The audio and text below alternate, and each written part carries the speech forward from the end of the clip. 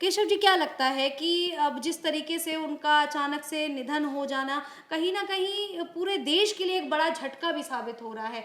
तो आपको क्या लगता है कि जो आने वाली जनरेशन है और किस रूप में उन्हें याद करती हुई नज़र आएगी? शाली वो शख्स नहीं शख्सियत था, वो रहा नहीं रहनुमा था। वो था जिसने देश को आर्थिक संकट से उभारा, जिसने युवाओं को राह दिखाई।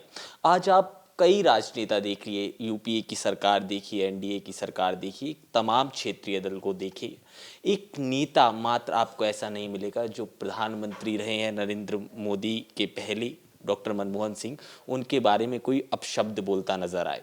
लिहाजा जब जब वो पार्लियामेंट में बोले, जब जब हमने वो गूंज पूरे देश में सुनी, और यहाँ तक कि पूरी दुनिया ने उसे सराहा। इसके साथ ही जब आखिरी बार वो व्हील चेयर पर पार्लियामेंट पहुँचे थे, मुझे याद है आज भी वो वाला दिन बड़ा गमगीन दिन था। हर न्यूज़ चैनल की हेडलाइन में पूर्व प्रधानमंत्री की फ़ोटो दिख रही थी। प्रधानमंत्री नरेंद्र मोदी जो मौजूद आए, उन्होंने आभार व्यक्त करा था। राज्यसभा के चुनाव थे और उसमें वोटिंग के लिए जो पूर्व प्रधानमंत्री थे डॉक्टर मनमोहन सिंह आए थे पार्लियामेंट में। पुराने वाला वो पार्लियामेंट था और हर कोई टेबल थपथपाकर अभिवादन कर रहा था पूर्व प्रधानमंत्री डॉक्टर मनमोहन सिंह का। डॉक्टर साहब के ऊपर दुनिया भर की तमाम किताबें आपको लिखी मिलेंगी, मगर जो सबसे ज़्यादा मशहूर किताब है दी एक्सीडेंटल प्राइम मिनिस्टर, उसकी आपने एक फिल्म भी अभी हाल ही में देखी जो संजय बारू ने लिखी है, जो ओएसडी रहे हैं और पीएमओ में काम करते थे।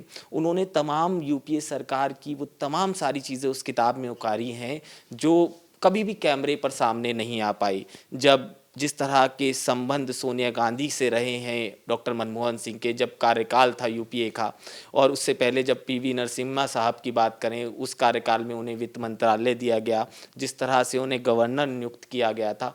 तमाम अर्थव्यवस्था की बात करेंगे तो डॉक्टर मनमोहन सिंह का नाम ज़रूर आएगा।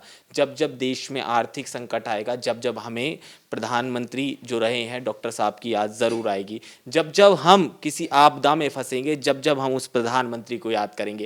और जब जब कोई खुशी जाहिर होगी और देश जब जब कोई धन से रिलेटेड खुशियां मनाएगा, तब तब डॉक्टर साहब हमारी यादों में ज़िंदा रहेंगे। आज बेशक वो हमारे बीच में नहीं है, वो आज भी हमारे दिलों में ज़िंदा हैं। हर कोई युवा, हर कोई बुजुर्ग, हर कोई महिला अपने अपने शब्दों में डॉक्टर साहब को श्रद्धांजलि दे रही है। डॉक्टर साहब की 3 बेटियों का जिक्र करें तो उनके भी जो माहौल है पूरा गमगीन है। बेशक डॉक्टर साहब, क्योंकि शालिनी हमारे तौर और तरीक़ों में कहा जाता है कि डॉक्टर साहब अपनी पूरी उम्र जी के गए, लिहाजा एक बड़ा मतलब 9 दशक उन्होंने इस धरती को दिए।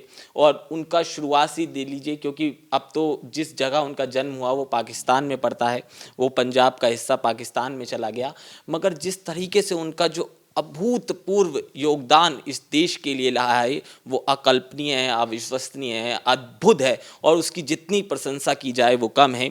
क्योंकि डॉक्टर साहब ने जो कुछ इस देश को दिया वो अनमोल है, उसकी जितनी प्रशंसा की जाए वो कम है।